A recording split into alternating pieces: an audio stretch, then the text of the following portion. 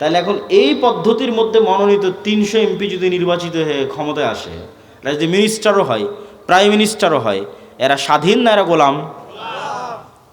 এত আসতে বললেন যে এরা স্বাধীন না গোলাম? গোলাম এমপি, গোলাম মন্ত্রী, গোলাম প্রাইম মিনিস্টার, গোলাম কান্ট্রি।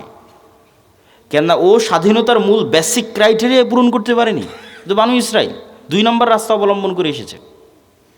তাহলে যে ২ নম্বর রাস্তা অবলম্বন করে বড় হয়েছে, ওকে আমি আমেরিকা, আমি ভারত বলবো, বাবা তুই যা দুর্নীতি চুরি চামারি কর, কোনো সমস্যা নাই। বাংলাদেশের মানুষ যেদিন ৩৬শে জুলাইয়ের মতো পিটুনি দিবে, পালিয়ে ভারতের আমেরিকা চলে আসবে, সব টাকা পয়সা আমাদের এখানে পাঠাবি, কোনো সমস্যা নেই। তাহলে বাংলাদেশ এমন একটা গাভী, যেই গাভীর অসংখ্য দুধ, কিন্তু এই দুধ এই দেশে থাকে না, সব পাচার হয়ে বিভিন্ন দেশে চলে যায়। তাহলে এই দুধ যেন পাচার হয়, এর জন্য তো ওই রকম নেতাই তৈরি করা লাগবে, দুর্নীতিবাজ নেতাই তো তৈরি করা লাগবে। দুর্নীতিবাজ নেতা কী থেকে তৈরি হবে? গণতন্ত্র যদি না থাকে, গণতন্ত্র যদি না থাকে তাহলে তো দুর্নীতিবাজ নেতা তৈরি হবে না।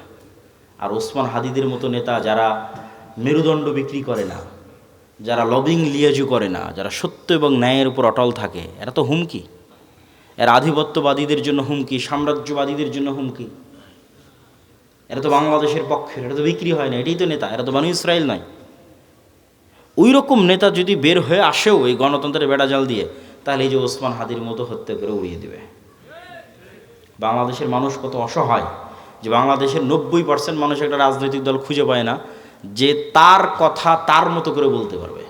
এই ওসমান হাদি একজন ছিল যে বাংলাদেশের মানুষের কথা বাংলাদেশের মানুষের মতো করে বলতে পারত। এই ছেলেটা চলে যাওয়ার পর আর কেউই নাই, এত অসহায় বাংলাদেশের মানুষ। কেন কেউই না? ওই যে সবাইকে যে সেটিং করতে হচ্ছে, সবাইকে যে লিয়াজু লবিং করে আসতে হচ্ছে, তাহলে সে কেমনে আপনার কথা বলতে পারবে? সেটা বিক্রি হয়ে আসতেছে, লিয়াজু লবিং করে আসে, আপনার কথা বলতে পারবে না, গোলাম হয়ে আসতেছে। তাহলে কি অসহায়ত্ব আমাদের দেখেন। তো এই গোলামির কালচার কন্টিনিউ করার জন্য একটা ওয়ে হচ্ছে গণতন্ত্র, আর একটা ওয়ে হচ্ছে সুদ। কেন সুদ? রাসূলুল্লাহ সাল্লাল্লাহু আলাইহি ওয়াসাল্লাম বলছেন, আল্লাহুম্মা ইন্নী আউযুবিকা মিনাল মা'সামি ওয়াল মাগরাম। আল্লাহ লোন থেকে বাঁচতে চাই। বহু দোয়া আছে, গালাবাতিদ দাইনি, জালঈদ দাইনি ওয়া গালাবাতির রিজাল। হে আল্লাহ, ঋণের বোঝা থেকে এবং মানুষের আধিপত্য থেকে বাঁচতে চাই। তো কেন আল্লাহর নবী এত ঋণের বোঝা এবং লোনের বোঝা থেকে বাঁচতে চাইতেন? সাহাবীরা রাসূলুল্লাহ সাল্লাল্লাহু আলাইহি ওয়াসাল্লামকে জিজ্ঞেস করলে উনি উত্তরে বললেন যে যেই দিন থেকে মানুষ লোন নেওয়া শুরু করে, ওই দিন থেকে মানুষ মিথ্যা বলা শুরু করে। মা এবং বোনেরা যদি আজকে যারা উপস্থিত আছে, তারা যদি কিস্তির সাথে জড়িত হয়ে থেকে থাকে, তাহলে তারা খুব ভালোভাবে জানে যে কিস্তির টাকা সময় মতো পরিশোধ না করার জন্য কী পরিমাণ মিথ্যার আশ্রয় তাদের নিতে হয়, কী পরিমাণ মিথ্যা এবং ধোঁকা এবং বাহানার আশ্রয় তাদের নিতে হয়। তাহলে ওই যখনই ওই মিথ্যার মধ্যে চলে গেলেন, ধোঁকার মধ্যে চলে গেলেন, তখন আপনি আপনার আত্মসম্মান, আত্মমর্যাদা বিক্রি করে দিলেন। আপনি আর আপনার পেটে আর কখনো স্বাধীন সন্তান, ওই সুলতান সালাউদ্দিন আইয়ুবী, মোহাম্মদ বিন কাসেম, খালিদ ইবনুল ওয়ালিদ, তারিক বিন জিয়াদ আর এই যুগের ওসমান হাদি, এরা জন্ম নেবে না। বিক্রি হওয়া মস্তিষ্ক জন্ম নেবে টাকার কাছে। তাহলে ওটাও গোলাম তৈরির কারখানা। সুদ এমন ভয়ঙ্কর নিজাম যে পাকিস্তানের মতো একটা রাষ্ট্র পারমাণবিক শক্তির মালিক। কিসের পারমাণবিক শক্তির মালিক? পাকিস্তানের বাপেরও ক্ষমতা নেই, নিজের ইচ্ছাই ওই পারমাণবিক বোমের সুইচের বাটন দাবাবে। কেননা ও তো নিজেই কোটি কোটি টাকা IMF ওয়ার্ল্ড ব্যাংকের কাছে কর্জ করে রেখেছে। তা IMF ওয়ার্ল্ড ব্যাংক, আমেরিকা আর মানে পাকিস্তানের আব্বা, আমেরিকা যতক্ষণ অর্ডার পারমিশন না দেবে ততক্ষণ ওই দাবাতেই পারবে না ওই পারমাণবিক বোমের সুইচ। তাহলে এই বড় বড় রাষ্ট্রগুলো গোলাম হয়ে আছে কিসের কাছে? সুদী অর্থনীতির কাছে, সুদী লোনের কাছে। আর এই বেড়াজাল আপনি ভাঙতে পারবেন না, এই সুদী বেড়াজাল আর এই গণতন্ত্রের বেড়াজাল, ইমান বিল গায়ব এবং তাওহীদ, এই দুটার সংমিশ্রণ ছাড়া, ইমান বিল গায়ব এবং তাওহীদের সংমিশ্রণ ছাড়া ভাঙতে পারবেন না। কিভাবে আপনাকে বুঝিয়ে বলি। ইমান বিল গায়বের একটা বড় পাঠ হচ্ছে পরকাল, পরকালমুখী জীবন ব্যবস্থা, বস্তুবাদী নয়, দুনিয়ামুখী নয়। কল্পনা করেন আজকে এই পুরো বাংলাদেশের মানুষ আন্দোলন, মিছিল, মিটিং, ভোট করে আমাকে প্রধানমন্ত্রী বানিয়ে দিল। কল্পনা করেন আমি কালকে বললাম বাংলাদেশে আজ থেকে ইসলামী আইন চলবে। আমার এই ঘোষণার পরেই ভারত এবং আমেরিকা বাংলাদেশকে অর্থনৈতিকভাবে বয়কট করবে না? করবে না? করবে। যেমন ইরানকে বয়কট করেছে, যেমন ভেনেজুয়েলার প্রধানমন্ত্রীকে উঠিয়ে নিয়ে চলে গেছে, তো বয়কট করবে।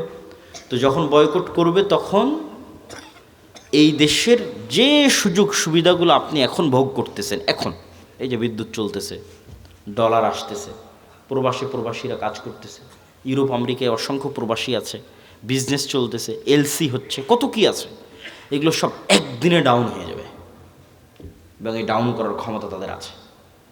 এই একদিনে যখন ডাউন হয়ে যাবে তখন আপনিও 1 সপ্তাহ 10 দিনের মধ্যে বলবেন, রাখো তোমার এই আবদুল্লাহর ইসলাম আর মোহাম্মদ ইসলামের ইসলাম, আমাদের আগের জীবনই ভালো ছিল। কারেন্ট নাই, বিদ্যুৎ নাই, এসি নাই, ফ্রিজ নাই, ডলার নাই, টাকা নাই, পয়সা নাই, কিসের ইসলাম? তখন আপনি আবার পরের দিন আন্দোলন মিছিল মিটিং করে নামিয়ে দেবেন। তাহলে অন্তত এই দেশের 20% মানুষ যতক্ষণ এই বিশ্বাসের উপর অটল না হবে যে পরকাল আসল, কিসের দুনিয়া,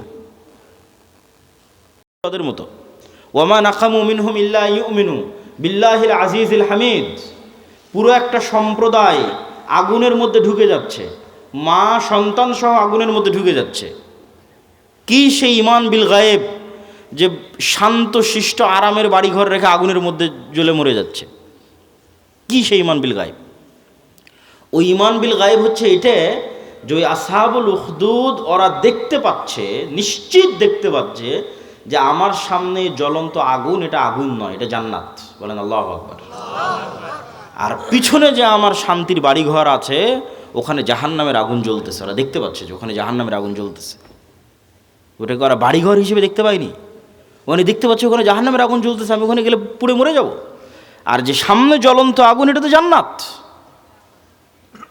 অন্তত 20-30% মানুষের ইমান যতক্ষণ ওই লেভেলে না যাবে ততক্ষণ কিসের আপনি ইসলাম কায়েম করবেন? সম্ভব নয়। বাংলাদেশের মানুষই এতটা দুর্নীতিগ্রস্ত, এতটা বস্তুবাদ, এতটা দুনিয়াবাদীর সাথে আক্রান্ত, এর আপনাকে টিকতে দিবে না, সম্ভব নয়। প্রত্যেকটা রন্ধ্রে রন্ধ্রে টাকার পাগল, ক্ষমতার নেশাগ্রস্ত লোকজন আছে। অন্তত 20% থেকে 30% মানুষের ইমান লাগবে ইমান বিল গায়েবে সর্বোচ্চ লেভেলের, পরকালমুখী, দুনিয়া বিমুখ। আর 20-30% মানুষের লাগবে পূর্ণাঙ্গ তাওহীদ। আল্লামা ইকবাল লিখেছেন, ये दौर अपने बराहिम की तलाश में है, যে আজকের যুগের মুসলমানদের সকল সমস্যার সমাধানের একটাই রাস্তা, এই যুগের ইব্রাহিম লাগবে। এই যুগের ইব্রাহিম কোথায়? আজ থেকে 5000 বছর আগে ইব্রাহিম আলাইহিস সালাতু ওয়াস সালাম এসেছিল, পূর্ণাঙ্গ শতভাগ তাওহীদে বিশ্বাসী। ওই পূর্ণাঙ্গ শতভাগ তাওহীদে বিশ্বাসী ইব্রাহিম কোথায়? আজকের মুসলিম উম্মার মতো ওই ইব্রাহিম লাগবে। তাহলে মুসলমানদের মুক্তির যাত্রা শুরু হয়ে যাবে। হ্যাঁ, আপনাদের মতো যারা আহলে হাদিস এবং সালাফি আছে তারা বড় শিরক, বড় বেদাত থেকে অনেকটাই মুক্ত, কিন্তু পূর্ণাঙ্গ শতভাগ তাওহীদের অনুসারী নয়। কিভাবে এটা আপনাকে বুঝিয়ে বলি যে কেমনে আপনি পূর্ণাঙ্গ শতভাগ তাওহীদের অনুসারী নন। ঠিক আছে, আপনি কবর মাজারে গিয়ে সিজদা দেন না, তাবিজ কবজ ব্যবহার করেন না, কিন্তু এই আপনি বিড়ি সিগারেটে আসক্ত। তাহলে যখন আপনি বিড়ি সিগারেটে আসক্ত তখন আপনার ইলাহ ওই বিড়ি সিগারেট। আমি বলি না, আল্লাহ নিজে কোরআনে বলেছে যে তার নফস ইলাহু হাওয়া, তার ইলাহ হচ্ছে তার নিজের অন্তরের কামনা। ঠিক আছে, আপনি কবরকে ইলাহ মানেননি, কিন্তু ইলাহ তো আপনার নিজের নফসকে বানিয়ে রেখেছে। ইলাহ তো কোনো অবৈধ প্রেমিকাকে বানিয়ে রেখেছে, ইলাহ তো টাকার নেশাকে বানিয়ে রেখেছে, ইলাহ তো ক্ষমতার নেশাকে বানিয়ে রেখেছে। ওই টাকার জন্য আপনি সব করতে পারেন, হালাল হারামের বাস বিচার নাই। ওই ক্ষমতার জন্য আপনি সব করতে পারেন, ওই নারীর জন্য সব করতে পারেন, মনের প্রবৃত্তি পূরণ করার জন্য সব করতে পারেন। তাহলে তো আপনি শতভাগ তাওহীদপন্থী নন। তাহলে তো আপনি ইব্রাহিম আলাইহিস সালাতু ওয়াস সালামের মতো হতে পারলেন না, যে ইব্রাহিম আলাইহিস সালাম এবং ইসমাঈল আলাইহিস সালাম আসলামা ওয়া তাল্লাহু লিল জাবিন, নিজের ইচ্ছার বিরুদ্ধে গিয়ে সন্তানকে জবাই করতেছে, আর সন্তান নিজের ইচ্ছার বিরুদ্ধে গিয়ে জবাই হওয়ার জন্য রাজি হয়ে যাচ্ছে। কেন? সিদ্ধান্তটা আল্লাহর। এটা হলো শতভাগ তাওহীদ, যে আল্লাহর সিদ্ধান্তের সামনে পরিপূর্ণ আত্মসমর্পণ। তাহলে শতভাগ তাওহীদপন্থী 20% থেকে 30% মানুষ, আর ইমান বিল গায়েবে সর্বোচ্চ স্তরের 20-30% মানুষ হওয়া ছাড়া পূর্ণাঙ্গ ইসলামী বিপ্লব সম্ভব নয়। এই দাওয়াত আজকে আমি দিচ্ছি না, এই দাওয়াত শাহ ইসমাইল শহীদ দিয়ে গেছে আজ থেকে 100-150 বছর আগে। ওনার একটাই দাওয়াত ছিল যে আমাদের পূর্ণাঙ্গ ইসলামী বিপ্লবের আগে মানুষকে শতভাগ পূর্ণাঙ্গ তাওহীদে বিশ্বাসী হতে হবে, নাহলে পূর্ণাঙ্গ ইসলামী বিপ্লব সম্ভব নয়। শতভাগ তাওহীদে বিশ্বাসী এবং ঈমান বিল গায়বে ইয়াকিন আছে এরকম 20 থেকে 30% মানুষ লাগবে পুরো বাংলাদেশের। তাহলে এর উপর ভিত্তি করে পূর্ণাঙ্গ ইসলামী বিপ্লব কায়েম হবে। পূর্ণাঙ্গ ইসলামী বিপ্লবের সকল ক্রাইটেরিয়া রেডি আছে, শুধু ওই রকমের যোগ্য মানুষ নাই। তারপরে কি লাগবে? তারপরে আরও দুটো জিনিস লাগবে।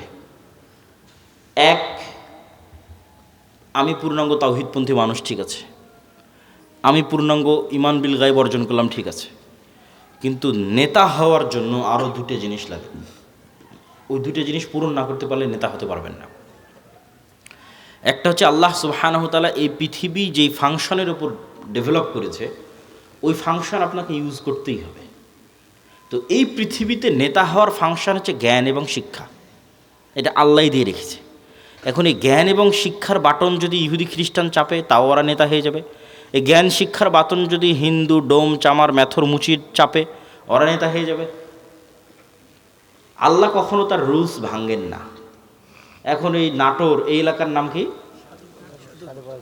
নাটোর সাধুপাড়া, এই অঞ্চলের যুবকেরা যদি মদ বিড়ি cigarette TikTok video YouTube BPL IPL জুয়া online betting free fire PUBG এগুলো নিয়ে ব্যস্ত থাকে, আর ওইদিকে ইসরায়েলের ইহুদি আর ইউরোপ আর আমেরিকার খ্রিস্টান ওরা যদি জ্ঞান অর্জনে ব্যস্ত থাকে ওদের সন্তানেরা, আল্লাহ বলবেন না, আল্লাহ তার রুলস ব্রেক করে বলবেন না যে ইহুদি খ্রিস্টান তোরা থাম, তোদের নেতা বানাবো না, আমার নাটোরের কিছু মদখোর জুয়াখোর বান্দা আছে ওদের নেতা বানাবো। এইটা আল্লাহ করবেন না। নেতা হতে হলে গোলামির জিঞ্জির আপনাকে নিজে হাতেই ভাঙতে হবে, সেটা জ্ঞান এবং শিক্ষা। জ্ঞান এবং শিক্ষায় সর্বোচ্চ স্তর অর্জন করার চেষ্টা ছাড়া নেতা হওয়ার আর কোনো রাস্তা পৃথিবীতে নাই। নেতা হওয়ার এই রাস্তা আল্লাহই নির্ধারণ করেছে। তলুতকে আল্লাহ বলছেন বাস্তাতাং ফিল ইলমি ওয়াল জিসম, যে আমি তলুতকে বানু ইসরাইলের নেতা বানিয়েছি, জ্ঞানে বড় তাই, জ্ঞানে বেশি তাই। আদমকে ফেরেশতা এবং জিনের উপর শ্রেষ্ঠত্ব দিয়েছি, জ্ঞানে বেশি তাই। আল্লাহ সুবহানাহু ওয়া তাআলা নিজের রুবুবিয়ত এবং উলুহিয়তের চ্যালেঞ্জ দিয়েছেন তার জ্ঞান দিয়ে, সবার চেয়ে অসীম জ্ঞানের অধিকারী তিনি। তাহলে শক্তিশালী হওয়ার নেতা হওয়ার রাস্তা জ্ঞান, যে গ্রহণ করবে সে নেতা হবে, আল্লাহ বাধা দিবেন না। আর মুসলমান যদি গ্রহণ না করে কি করার বলেন? কিছুই করার নেই। তাহলে 3 নম্বর রাস্তা হচ্ছে জ্ঞান অর্জন করতে হবে। 4 নম্বর রাস্তা সত্যবাদিতা এবং ন্যায়পরায়ণতায় অটল থাকতে হবে, পাহাড়ের মতো। যেটাতে আলোচনা শুরু করেছি যে 2 নম্বরই ধোঁকাবাজি, এগুলো যে গণতন্ত্র এবং সুদ থেকে আসে, ওটার বিপরীতটাই হচ্ছে সত্যবাদিতা ন্যায়পরায়ণতায় অটল থাকা, ওসমান হাদিদের মতো। কিন্তু মুসলমানদেরকে আমরা ইসলামটা বুঝাতেই পারলাম না। বাংলাদেশের OC DC SP AC land sub registrar সচিবালয়ে কত সচিব বসে আছে, আমরা তো বাহির থেকে তো এসে আর আমাদের কেউ গোলাম করতেছে না, আমাদের লোকজনই তো গোলাম, বাংলাদেশের নাগরিকেরাই তো গোলাম, বাহির থেকে এসে কেউ গোলাম করতেছে না তো। এই সমস্ত পদে যারা বসে আছে এরা টাকার কাছে বিক্রি হয়ে যায়, অথচ এরা সালাত আদায় করে, এরা হজ করে, এরা ওমরা করে, এরা মসজিদ মাদ্রাসায় যে কমিটি বিশেষ অতিথি প্রধান অতিথি এরা সবাই আছে, কিন্তু নিজ চেয়ারে যখন বসতেছে তখন 2 নম্বরই করতেছে। তাহলে এরা কি মনে করেছে? এরা মনে করেছে ঠিক আছে, আমি সচিবালয়ে বসে এসিল্যান্ড সাব রেজিস্ট্রার যা আছি সব হয়ে যত পারি 2 নম্বরই সুদ ঘুষ দিয়ে টাকা ইনকাম করব, আর নামাজ পড়ে হজ করে আর দান করে ওটাকে মাফ করে নেব। নাউজুবিল্লাহি মিন যালিক। তাহলে আমরা হুজুররা এটা বুঝাতে পারিনি, আলেম ওলামা বুঝাতে পারিনি ইসলাম কি। এটা তো মুনাফিকই, সে তো মুনাফিক, তার অন্তরে তো ঈমানই ঢোকেনি। তার সালাত কি, তার সিয়াম কি, তার হজ কি, সে তো মুনাফিক। রাসূলুল্লাহ সাল্লাল্লাহু আলাইহি ওয়াসাল্লামের স্পষ্ট হাদিস, ইজা তুমিনা খানা, তাকে যে আমানতের দায়িত্ব দেওয়া হয়েছে ওটার খেয়ানত করে যে মুনাফিক, ওর অন্তরে ঈমান ঢোকেনি। লা ঈমান লিমান লা আমানাতা লাহু। তাহলে মুনাফিকের হারাম টাকার দুর্নীতির টাকার কিসের ইবাদত? বরং ওর উল্টাটা, ও যদি কোনো বড় ইবাদত নাও করে, কোটি কোটি টাকা দান নাও করে, তাহাজ্জুদের রাতের সালাত নাও আদায় করে, হজ নাও করে, শুধু ওর যে চেয়ারে বসে আছে ওসি ডিসি এসপি মন্ত্রী সচিব এসিল্যান্ড, এই চেয়ারে চুল পরিমাণ অন্যায় না করে, তাহলে এদের হজের চেয়ে, এদের রাতের তাহাজ্জুদের সালাতের চেয়ে এবং অন্যদের কোটি কোটি টাকা দানের চেয়ে সে শ্রেষ্ঠতম নেকির অধিকারী হবে। রাসূলুল্লাহ সাল্লাল্লাহু আলাইহি ওয়াসাল্লাম বলেছেন, সাবআতু ইউযিল্লুহুমুল্লাহ ইয়াওমা লা যিল্লা ইল্লা যিল্লুহু। 1 নম্বরে ইমামুন আদিল। 7 শ্রেণীর যারা বিশেষ আল্লাহর ছায়া পাবে, এখানে সবাই আছে। নামাজি আছে, দানবীর আছে, সবাই আছে, কিন্তু এক নম্বরে জায়গা দেওয়া হয়েছে পদে বসে ন্যায়পরায়ণ যে। ও তো এমনি সবচেয়ে বড় নেকির কাজ, ওর জন্য তো এমনি জান্নাত। ও তো আল্লাহর গুণে গুণান্বিত হয়েছে। আল্লাহ যেমন বিচারের আসনে বসে শতভাগ ন্যায়পরায়ণ, আল্লাহ যেমন রাজত্বের আসনে বসে শতভাগ ন্যায়পরায়ণ, আল্লাহর মহৎ গুণ হচ্ছে আল্লাহ ন্যায়পরায়ণ। আল্লাহ জুলুম করেন না। ইন্না হারামতু যুলমা আলাইয়া। মানুষ হয়ে যে আল্লাহর গুণে গুণান্বিত হতে পারে, আল্লাহু আকবার, এটা কত বড় ইবাদত যে মানুষ হয়ে ওসি তারপরে ডিসি, এসিল্যান্ড, সাব রেজিস্ট্রার, সচিব এই চেয়ারে বসে সে দুর্নীতি করবে না ন্যায় করবে, এটা অনেক বড় ইবাদত। আর এই চেয়ারে বসে দুর্নীতি করে সেই টাকা দিয়ে হজ করবে, সেই টাকা দিয়ে মসজিদ মাদ্রাসায় দান করবে, এটা মুনাফিক। আমরা মানুষকে দিন বুঝাতে পারিনি। রাজনীতিবিদদের হাতে ক্ষমতা নেই, ক্ষমতা এদের হাতে। রাজনীতিবিদরা তো 5 বছরের জন্য আসে যায়, ভোট করে, কিন্তু এদের চাকরিতে রিটায়ার্ড না হওয়া পর্যন্ত থাকে। এরা যদি বলে যে আজ থেকে আমরা বিক্রি হব না কোনো দলের কাছে, দেশ একদিনে ঠিক হয়ে যাবে, একদিনে। তো এরা কাদের ঘরের সন্তান? আমাদের ঘরের সন্তান, আমাদের ছেলে মেয়ে। পুলিশে কারা, আর্মিতে কারা, সচিবালয়ে কারা, বিসিএস পরীক্ষা কারা দেয়? আমার আপনার ছেলে মেয়ে। এদের আমাদের ঠিক করতে হবে দাওয়াত দিয়ে। নতুন প্রজন্মকে সত্যবাদিতা এবং ন্যায়পরায়ণতা অটল হতে হবে। এটাই তো গোলামি থেকে মুক্তির রাস্তা। ওই দিন থেকেই তো দেশ স্বাধীন। সম্মানিত উপস্থিতি, তাহলে 2টা পয়েন্ট বললাম নেতা হওয়ার, এক শিক্ষা এবং জ্ঞান, আর এক সত্যবাদিতা এবং ন্যায়পরায়ণতা। থাকলেই মানুষ নেতা হয়ে যাবে, অটোমেটিক নেতা হয়ে যাবে, কিচ্ছু করা লাগবে না, আল্লাহ নেতা বানিয়ে দিবে তাকে। আর এবার 4 নাম্বার পয়েন্ট, যেটাতে বক্তব্যের শেষের দিকে যাব, সেটা হচ্ছে এই গুণে গুণান্বিত মানুষেরা যখন আসবে, যারা তাওহীদে বিশ্বাসী, ঈমান বিল গায়বে ইয়াকিন রাখে, জ্ঞানে সর্বোচ্চ, আবার তাকে কেনা যায় না, এই মানুষগুলো পৃথিবীর জন্য হুমকি। এদের উপর জুলম নেমে আসবে, এদের উপর বাধা নেমে আসবে, এদের উপর অত্যাচার নেমে আসবে। এই জন্য এদের বাঁচার রাস্তা হচ্ছে আল্লাহর সাহায্য। এদের বাঁচার রাস্তা কি? দুনিয়ার শক্তি দিয়ে বাঁচার কোনো রাস্তা নেই। মুসলমানদের অতীতে, আজ, ভবিষ্যতে দুনিয়ার শক্তি দিয়ে বাঁচার কোনো রাস্তা নেই। মুসলমানদের বাঁচার রাস্তা আল্লাহর সাহায্য। আল্লাহর সাহায্য পাওয়ার 2টা বড় রাস্তা, 2টা বড় সিক্রেট রেসিপি আজকে দিয়ে বক্তব্য শেষ করব। যে মুসলমানদের জন্য আল্লাহর সাহায্য নিশ্চিত করার 2টা বড় রাস্তা, এক সালাত আর এক জিকির। সালাতের মধ্যে সবচেয়ে বড় পাওয়ারফুল হচ্ছে রাতের সালাত। সালাত হচ্ছে এমন এক টেকনোলজি, আমি উদাহরণ দিই ইবনুল কাইয়িম রাহিমাহুল্লাহকে সামনে রেখে, নাহলে দিতাম না। আমরা যেমন এখানে বসে থেকে হাজার হাজার কিলোমিটার দূরে থাকা আমেরিকার কোনো টিচারের কাছে অনলাইনে ক্লাস করতেছি, অথবা এখান থেকে 100 কিলোমিটার দূরে থাকা ঢাকার কোনো টিচারের কাছে অনলাইনে ক্লাস করতেছি, তো পাসওয়ার্ড লগ ইন দিয়ে যখন ক্লাসে জয়েন করি তখন দুইজনে লাইভ সেশন, টিচারও যুক্ত হয়েছে, স্টুডেন্টও যুক্ত হয়েছে লাইভ সেশনে, কানেক্টেড। তো আজকের ইন্টারনেট, আজকের মোবাইল দিয়ে মানুষ 1000 কিলোমিটার দূরে থাকা টিচারের সাথে, মানুষের সাথে লাইভ কানেক্টেড হচ্ছে, লাইভ কথোপকথন করতেছে। তো সালাত এটার চেয়ে তো হাজারো লক্ষ কোটি গুণ উন্নত লেভেলের প্রযুক্তি, যা দুনিয়াতে থাকা মানুষকে 7 আসমানের উপরে থাকা রব্বুল আলামিনের সাথে লাইভ কানেক্টেড করে দেয়। সরাসরি মানুষ যখন সালাতে দাঁড়ায় এবং চোখ যখন সিজদার দিকে, অন্তর যখন আল্লাহর দিকে নিবদ্ধ, তখন রব্বুল আলামিনও তার মুখোমুখি হয়ে যান। দুনিয়াতে থেকে 7 আসমানের সাথে সরাসরি লাইভ কথোপকথনের প্রযুক্তি হচ্ছে সালাত। এই জন্য নবীরা সবসময় সালাতের আশ্রয় নিয়েছে। সূর্যগ্রহণে সালাত, চন্দ্রগ্রহণে সালাত, বৃষ্টি প্রার্থনায় সালাত, জানাজায় সালাত, বিপদ আপদে সালাত, রাতে সালাত। রাসূলুল্লাহ সাল্লাল্লাহু আলাইহি ওয়াসাল্লাম বদরের যুদ্ধের আগের দিন লম্বা রাতের সালাত আদায় করেছেন। আবু বকর রাদিয়াল্লাহু তাআলা আনহু বলছেন, কাফাকা মুনাশাদাতাকা রাব্বাক, হে রাসূলুল্লাহ, হে আল্লাহর নবী, আপনি নবী হয়ে আল্লাহর কাছে এত মোনাজাত করা লাগে, এত দোয়া করা লাগে, যথেষ্ট হয়েছে, বাস, আর করার দরকার নাই, আল্লাহ তো আপনাকে এমনি সহযোগিতা করবে। তাহলে কি পরিমাণ লম্বা রাতের সালাত মুহাম্মদ সাল্লাল্লাহু আলাইহি ওয়াসাল্লাম আদায় করেছেন, আর কি পরিমাণ দোয়া আল্লাহ সুবহানাহু ওয়া তাআলার কাছে করেছেন, যে আবু বকর রাদিয়াল্লাহু তাআলার মতো সাহাবী এই দোয়ায় ক্লান্ত হয়ে গেছে, এই রাতের সালাতে ক্লান্ত হয়ে গেছে। তাহলে এখন বুঝেন মুহাম্মদ সাল্লাল্লাহু আলাইহি ওয়াসাল্লাম আমার আপনার এবং আবু বকর রাদিয়াল্লাহু আনহুর চেয়ে বেশি জানতেন যে কাল বদরের যুদ্ধে দুনিয়ার শক্তি দিয়ে আমার বিজয় সম্ভব নয়। কাল বদরের যুদ্ধে আমাকে জিততে হলে কার সাহায্য লাগবে? আল্লাহ। আর আল্লাহর সাহায্য পেতে হলে আমাকে রাতের সালাতে দাঁড়াতে হবে। তাহলে পৃথিবীর সর্বশ্রেষ্ঠ রাসূল, সর্বশ্রেষ্ঠ মানুষ আল্লাহর সাহায্য নেবেন, এই জন্য রাতে ঘন্টার পর ঘন্টা রব্বুল আলামিনের সামনে দাঁড়িয়ে আছেন।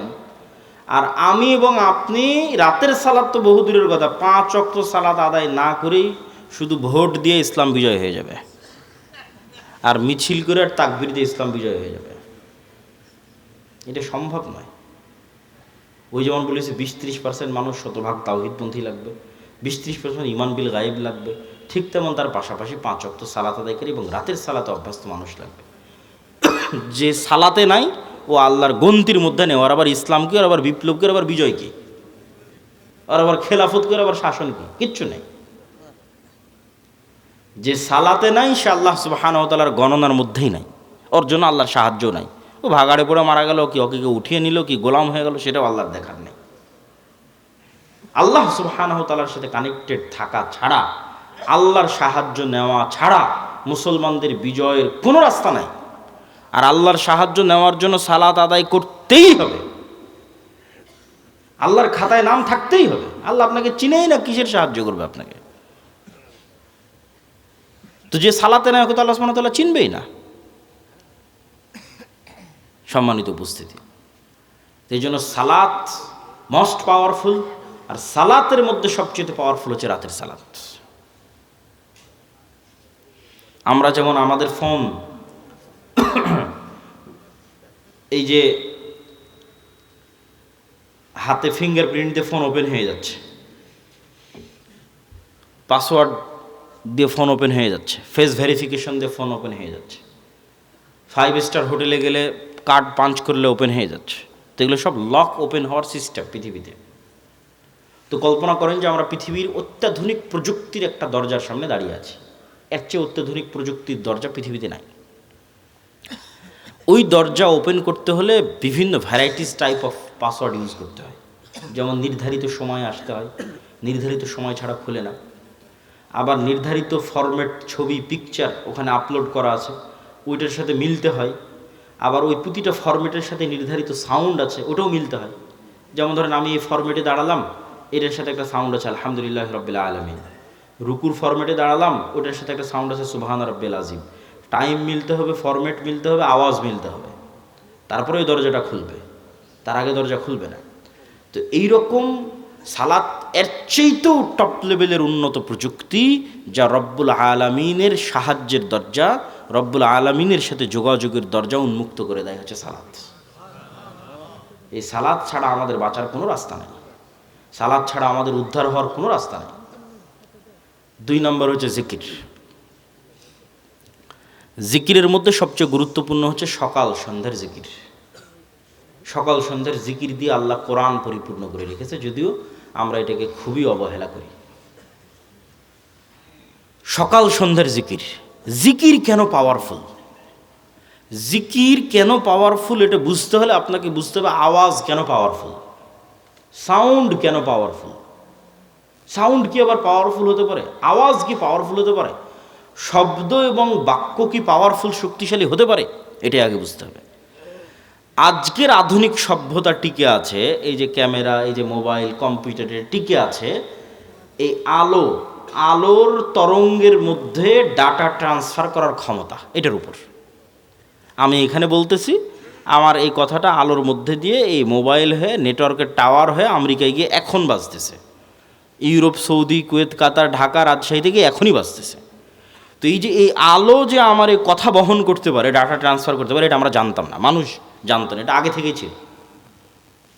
ওটা আমরা জেনে কাজে লাগাতে পেরেছি, এটাই আমাদের আধুনিক সভ্যতা, এটার উপরে টিকে আছে। আর একটা প্রযুক্তি যেগুলোর ধারে কাছে বিজ্ঞান নাই, কিন্তু এটা সবচেয়ে উন্নত প্রযুক্তি, সেটা হচ্ছে শব্দভিত্তিক, আওয়াজ ভিত্তিক প্রযুক্তি, যেটার কিছু জ্ঞান আল্লাহ সুলাইমান আলাইহিস সালাতু ওয়াস সালামকে দিয়েছিলেন। কিছু জ্ঞান যেমন আমি এতক্ষণ যে চিল্লাচ্ছি, আমি কিন্তু শব্দ এবং আওয়াজে উচ্চারণ করতেছি। এখানে যদি একটা চাইনিজ বসে থাকতো, ও খেলে আওয়াজই শুনতে পেত।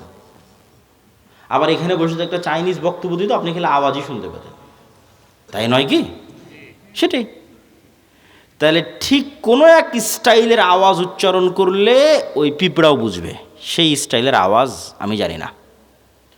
কোনো এক স্টাইলের আওয়াজ উচ্চারণ করলে পাখিও বুঝবে, আমি জানি না।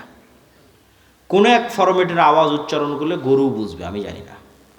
আবার গরুর ওই ফরম্যাটের আওয়াজের কী অর্থ আমি জানি না। যেমন অন্য একটা ভাষা আমার কাছে গরুর আওয়াজের মতোই আওয়াজ মনে হয়, সেই। কিন্তু এই জ্ঞানটা আল্লাহ কাকে দিয়েছিলেন? সুলাইমান আলাইহিসসালামকে দিয়েছিলেন। এটাই সাউন্ড টেকনোলজি। সুলাইমান আলাইহিসসালাম তার দরবারে বলতেছে, রানী বিলকিসের সিংহাসন নিয়ে আসতে হবে। ক্বালা ইফরিতুম মিনাল জিন, ইফরিত নামক জিন দাঁড়িয়ে বলল, আমি এই সিংহাসন নিয়ে আসবো, আপনি যে বসে আছেন এই বসে থেকে দাঁড়ানোর পূর্বে সিংহাসন নিয়ে আসবো।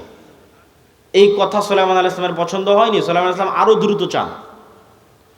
আল্লাযী ইনদাহু ইলমুম মিনাল কিতাব, তখন আরেকজন বলল, ওই আরেকজন জিন না মানুষ তা কোরআনে উল্লেখ নাই।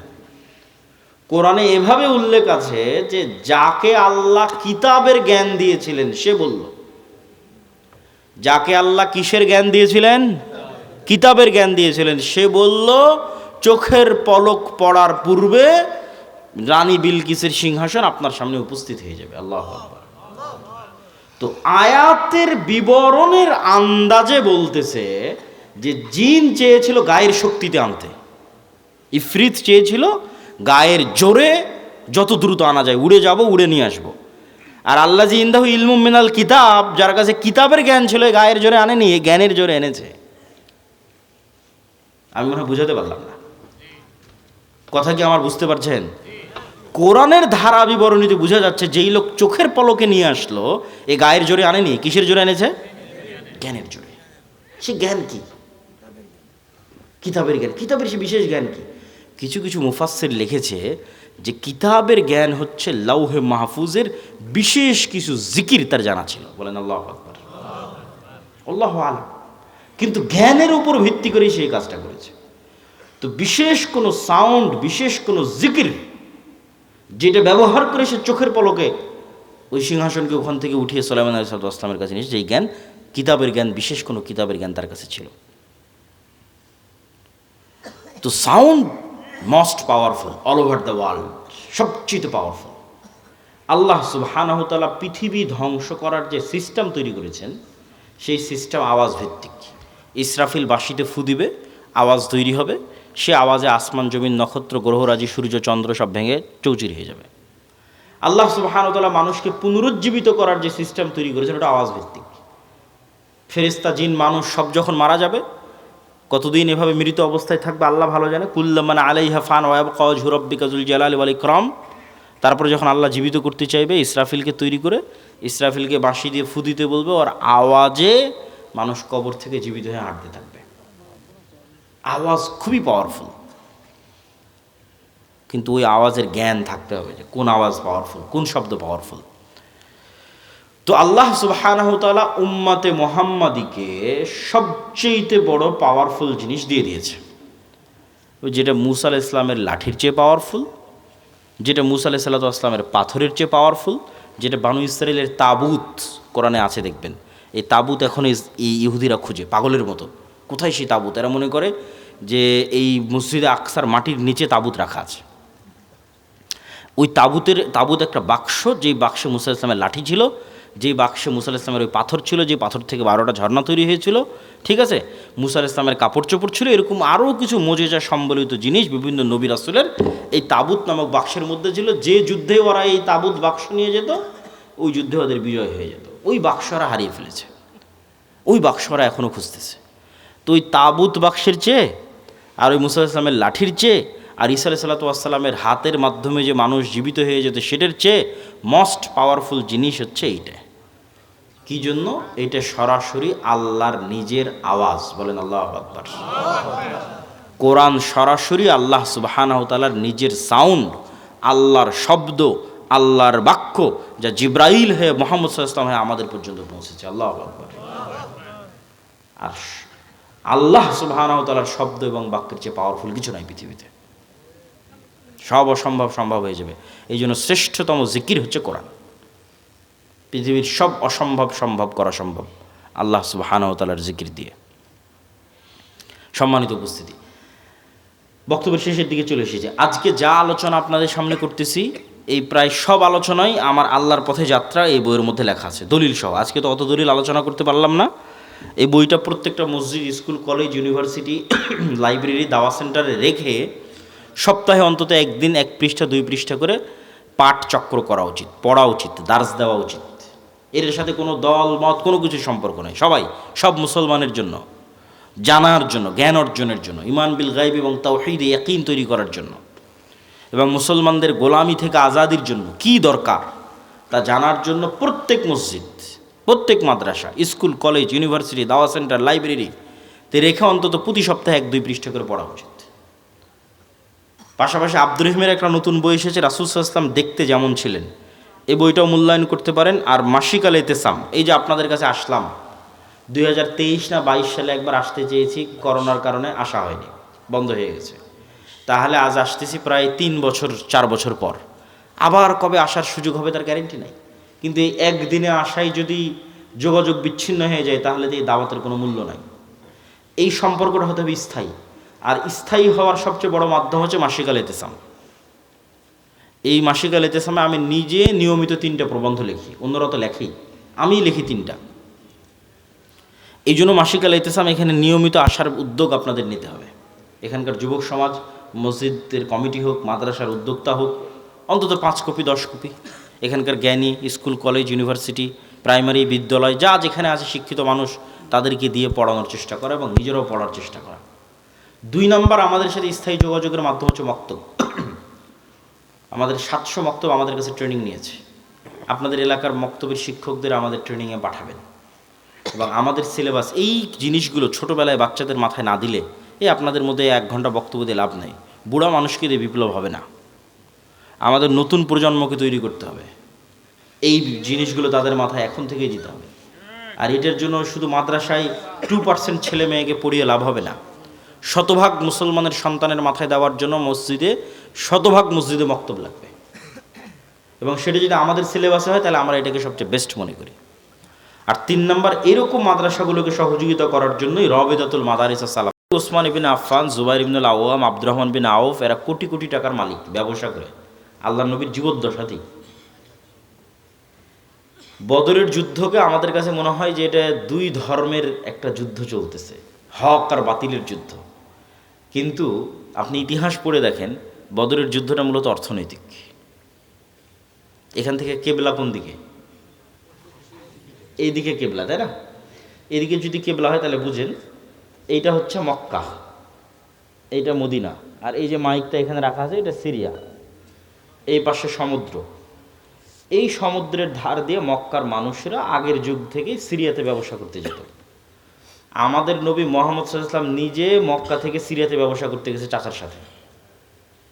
এখন আল্লাহর নবী যখন মক্কা থেকে হিজরত করে মদিনায় গেলেন, মদিনায় যাওয়ার পরেই উনি বিজনেস রুট কাট অফ করে দিয়েছে মক্কার এই ব্যবসায়ীদের জন্য। ব্যবসায় বন্ধ। আবু সুফিয়ান কাফেলা নিয়ে ফেরত আসতে পারে না।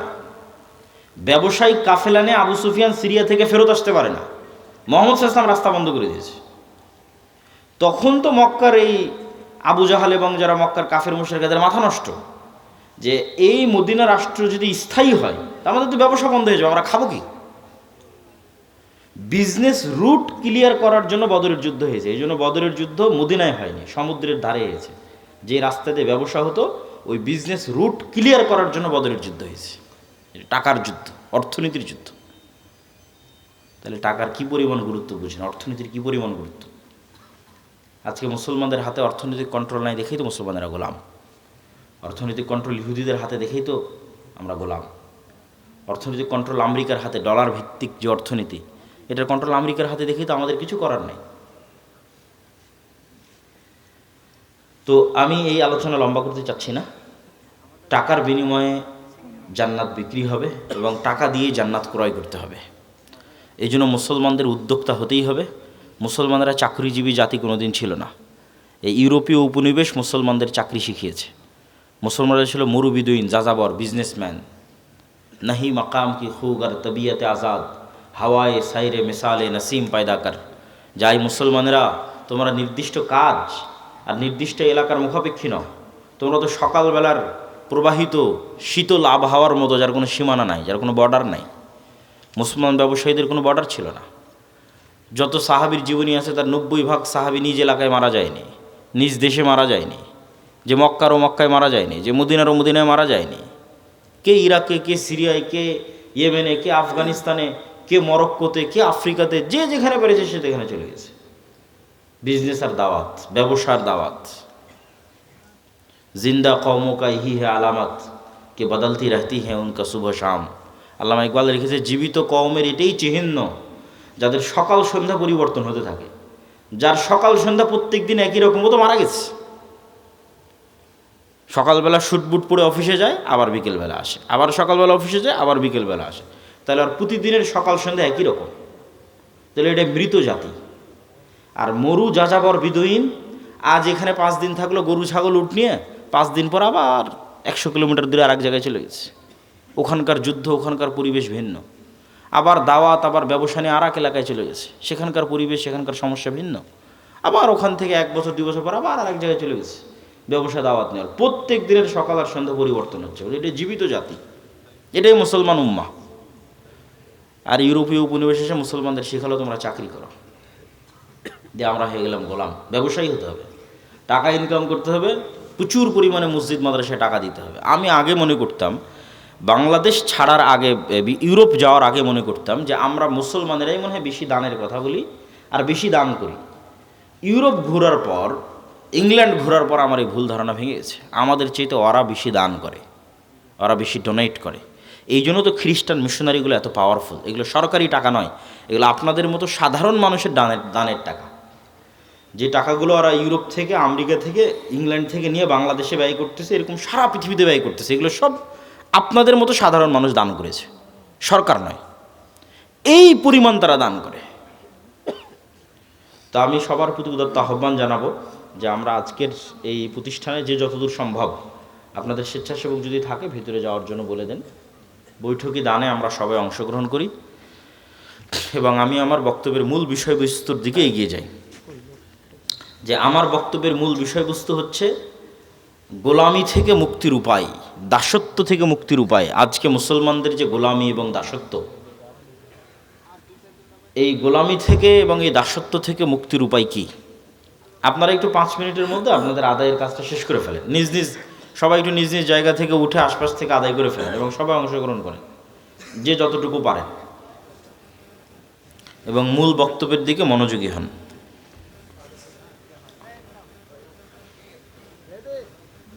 তো আমার মূল বক্তব্যের বিষয়বস্তু হচ্ছে মুসলমানদের যে দাসত্ব এবং গোলামি, এই দাসত্ব এবং গোলামির জিনজির থেকে মুক্তির উপায় কি। তার একটা আলোচনা তো এই দানের সাথে রিলেটেড রেখে করেই ফেললাম যে অর্থনৈতিক মুক্তি ছাড়া দাসত্ব এবং গোলামি থেকে মুক্তির কোনো রাস্তা নাই। এবং এই অর্থনৈতিক মুক্তির গুরুত্ব বুঝাতে গিয়ে রাসূল সাল্লাল্লাহু আলাইহি ওয়াসাল্লামের অসংখ্য ঘটনা আপনাদের সামনে এবং রাসূল সাল্লাল্লাহু আলাইহি ওয়াসাল্লামের দিক নির্দেশনা আপনাদের সামনে তুলে ধরলাম। এখানে আরও একটা পয়েন্ট তুলে না ধরলেই নয়। আমরা আজকে যেই লেভেলের গোলামি এবং দাসত্বে আছি, ঠিক এই লেভেলের অথবা এর চেয়ে বেশি গোলামি এবং দাসত্বের জিনজিরে আবদ্ধ ছিল বানু ইসরাইল। কারা বলেন তো? বানু ইসরাইল কারা? কে বলতে পারবেন? হাত উঠান। বানু ইসরাইল কারা? কে বলতে পারবেন? হাত উঠান। ইয়াকুব আলাইহিস সালামের বংশধর। জাযাকাল্লাহ খায়র, সুন্দর। ইব্রাহিম আলাইহিস সালাতু ওয়াস সালামের 2 ছেলে, ইসহাক এবং ইসমাইল। 2 ছেলের নাম কি? ইসহাক এবং ইসমাইল। ইসমাইল থাকলো এই যে মক্কা এখানে ইন্ডিকেট করেছিলাম। ইসমাইল থাকলো এখানে, আর ইসহাক হচ্ছে ওই যে ফিলিস্তিনের জেরুজালেম। তো ইসমাইলের বংশে নবী একজনই, তার নাম মুহাম্মদ সাল্লাল্লাহু আলাইহি ওয়াসাল্লাম। এর আগে আর কোনো নবী আসেনি ইসমাইলের বংশে, আর পরেও আর নাই। আর ইসহাকের বংশে অসংখ্য নবী। ইসহাকের ছেলে ইয়াকুব, ইয়াকুবের ছেলে ইউসুফ, ইউসুফের 300-400 বছর পর মুসা হারুন, মুসা হারুনের পর ইউসা বিন নুন, তারপর সুলাইমান, দাউদ, তারপরে ইয়াহিয়া, ঈসা, জাকারিয়া, অসংখ্য নবী। তো এই বানু ইসরাইল, এদের গোলামি এবং আমাদের গোলামি কাছাকাছি একই রকম। তো বানু ইসরাইলকে যেই যেই পদ্ধতি দিয়ে ফেরাউন গোলাম বানিয়ে রাখত, তার একটা বড় পদ্ধতি হচ্ছে সুদি কর্জ, সুদি লোন, যেটার মূল দায়িত্বশীল হর্তাকর্তা ছিল কারুন, ফেরাউনের অর্থমন্ত্রী কারুন। এই কারুন বানু ইসরাইলদেরকে সুদি লোন নিতে উদ্বুদ্ধ করত এবং সুদি লোন দিত, এবং সুদি লোনের জালে আটকে ফেলে পুরো একটা জাতিকে গোলাম বানিয়ে দিয়েছে বানু ইসরাইলদেরকে। সেম ওই পদ্ধতিতেই আজকের মুসলমানদেরকে সুদি লোনে জর্জরিত করে গোলাম বানানো হচ্ছে। আজকের মুসলমানদের গোলাম বানানোর দুইটা উপায়, একটা হচ্ছে গণতন্ত্র আর একটা হচ্ছে সুদ। কিন্তু মুসলমানেরা নিজেরাও জানে না যে এই দুই পদ্ধতির মাধ্যমে তারা কেমনে গোলাম আছে। জি, মহিলারাও এই দানে অংশগ্রহণ করবেন নিজ নিজ দায়িত্বে। তো সুদ এবং গণতন্ত্রের মাধ্যমে মুসলমানেরা কেমনে গোলাম আছে, এটা একটু বোঝার চেষ্টা করতে হবে, নাহলে খুব কঠিন হবে আমাদের মুক্তির রাস্তা। আল্লামা ইকবাল লিখছেন, नए ज़माने के आज़र ने तरशवाए हैं सनम और इंसार खुदाओं में बड़ा सबसे वतन है, इसका जो पैराहन है वो मज़हब का कफन है। যে আজকে আধুনিক যুগে নতুন মূর্তি তৈরি হয়েছে, ওই যুগে ইব্রাহিমের পিতা আজর যে মূর্তি তৈরি করত সেই মূর্তি নয়। আজকের হিন্দুদের যে মা কালী, মা দেবী, মা দুর্গা আছে সেই মূর্তি নয়। আজকে মুসলমানদের ঘরে এবং বাড়িতে নতুন মূর্তি প্রবেশ করেছে। এই নতুন মূর্তি কি? এই নতুন মূর্তির নাম হচ্ছে সেকুলারিজম, ধর্মনিরপেক্ষ মতবাদ। এই নতুন মূর্তির নাম হচ্ছে ন্যাশনালিজম, জাতীয়তাবাদ। এই নতুন মূর্তির নাম হচ্ছে ডেমোক্রেসি, গণতন্ত্র। এই নতুন মূর্তির নাম হচ্ছে সোশ্যালিজম, সমাজতন্ত্র। মুসলমানেরা পৃথিবীর যে প্রান্তেই যান, তাদের পায়ে এই জিঞ্জিরগুলো বাঁধা আছে, এগুলো তারা ভেঙে বের হতে পারতেছে না, কোনো মতেই না। কেউ জাতীয়তাবাদের বেড়া জালে আটকে আছে, কেউ গণতন্ত্রের, কেউ ধর্মনিরপেক্ষ মতবাদের। কিন্তু সে ঠিকই বলতেছে আমি আল্লাহকে মানি, রব হিসেবে, ইলাহ হিসেবে আল্লাহর ইবাদত করি, সালাত আদায় করি। কিন্তু এই মূর্তির বেড়া, এই মূর্তির যে দাসত্ব, এটা ভাঙতে পারতেছে না।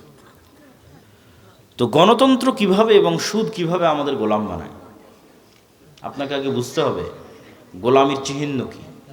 কেন বলা হচ্ছে বানু ইসরায়েলরা গোলাম? কেন বলতেছি আমরা গোলাম? নেতার আলামত কি?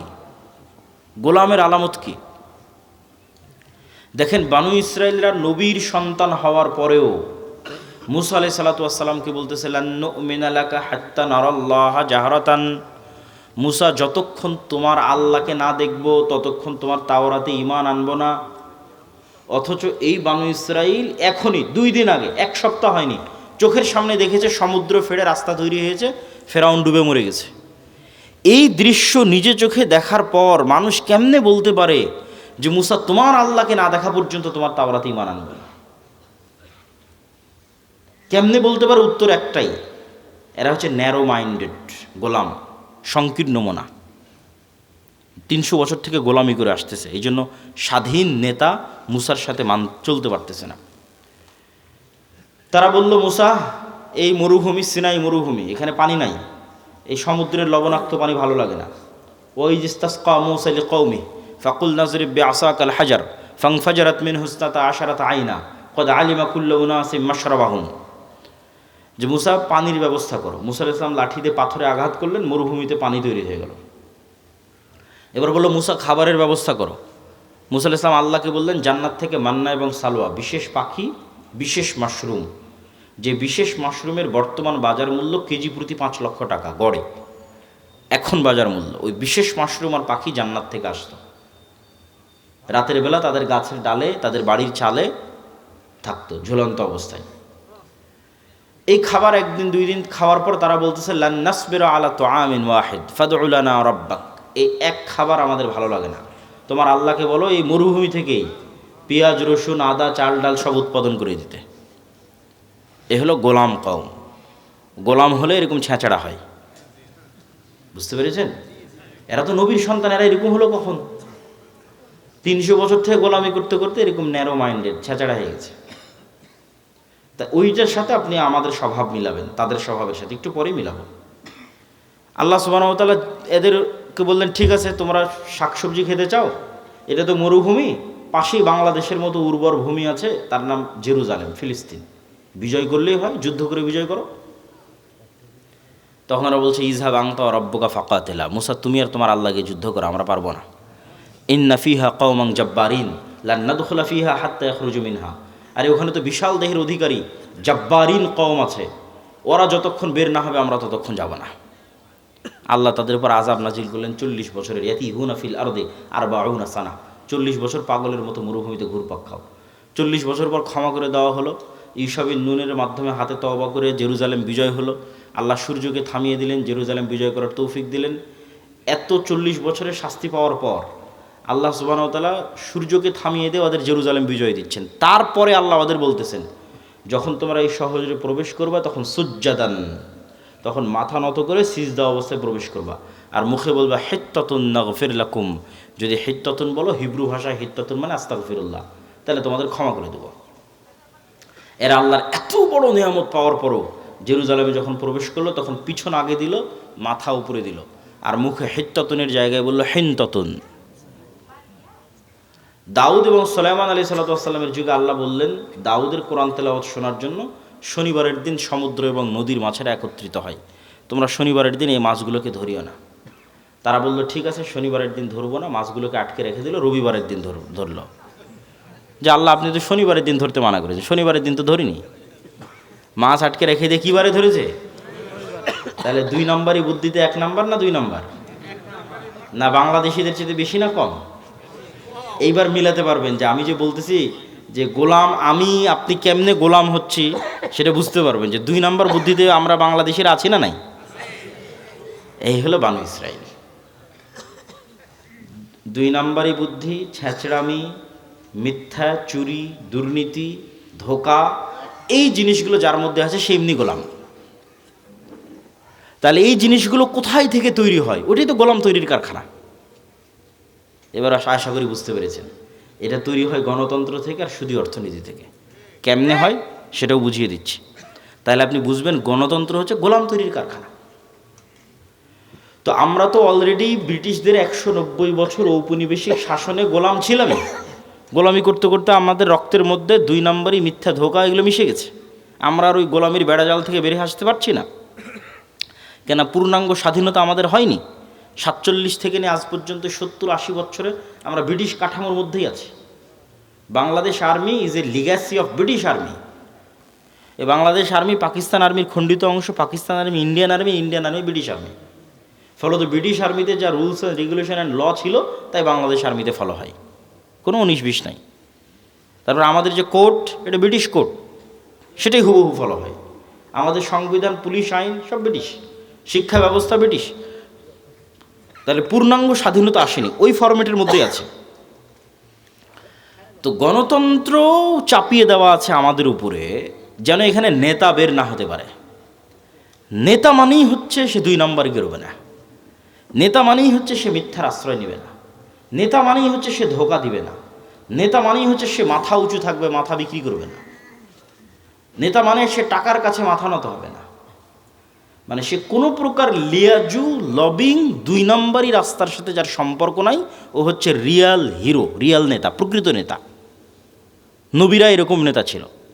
তাহলে এইরকম নেতা তৈরির রাস্তা বন্ধ করতে হলে যেই রাস্তাতে লিয়াজু লবিং দুর্নীতি এগুলো শিখা যাবে সেটা ধরে রাখতে হবে, নাহলে তো সবাই নেতা হয়ে যাবে, সবাই উসমান হাদি হয়ে বসে থাকবে। তাহলে উসমান হাদি যেন না হতে পারে তার জন্য গণতন্ত্র, ডেমোক্রেসি। তাহলে কি হবে? এক দল আর এক দলের বিরুদ্ধে তো বলবেই, একই আসনের মনোনয়ন প্রার্থী 6 জন 7 জন 10 জন, একজন আর একজনের চেয়ে মনোনয়নটা কে নিয়ে আসতে পারবে তার জন্য লিয়াজু, লবিং, টাকা পয়সার লেনদেন, মিথ্যা, ধোঁকা, দুর্নীতি, দুর্নাম সব অবলম্বন করে তারপরে মনোনয়ন পেয়েছে। এগুলো অবলম্বন না করলে মনোনয়ন পাবে না, ঘরে বসে থেকে মনোনয়ন পাবে না। ওকে 2 নম্বর রাস্তার মধ্যে যেই মনোনয়ন নিতে হয়েছে, তাহলে এই 2 নম্বর রাস্তা দিয়ে যে মনোনয়ন নিয়ে আসলো, ও তো আগেই গোলাম হয়ে বসে আছে। কালচার, গণতন্ত্র ওকে কি বানিয়ে দিল? গোলাম বানিয়ে দিল।